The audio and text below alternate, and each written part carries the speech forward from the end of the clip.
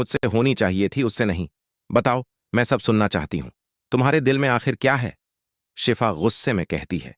आज सबके सामने तुम्हारी असलियत सामने आनी चाहिए, क्योंकि मेरी बात पर तो कोई विश्वास ही नहीं करता।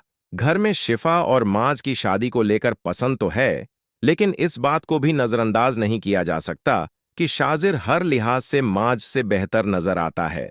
यही बात अब रिश्तों में एक नया तनाव पैदा करने वाली है।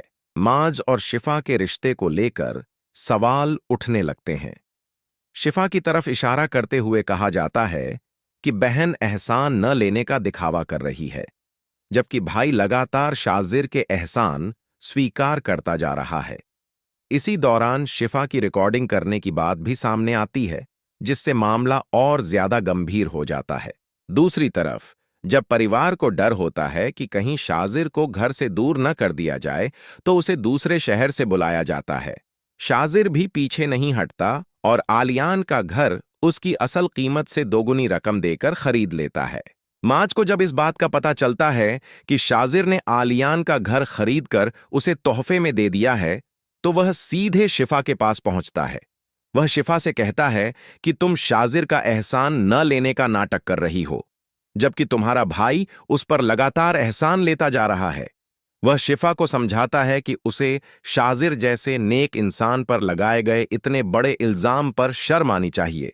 इस वक्त शिफा के पास माज की किसी भी बात का कोई ठोस जवाब नहीं होता, क्योंकि उसकी नजरों में शाजिर की अच्छाई की छवि बेहद मजबूत हो चुकी है।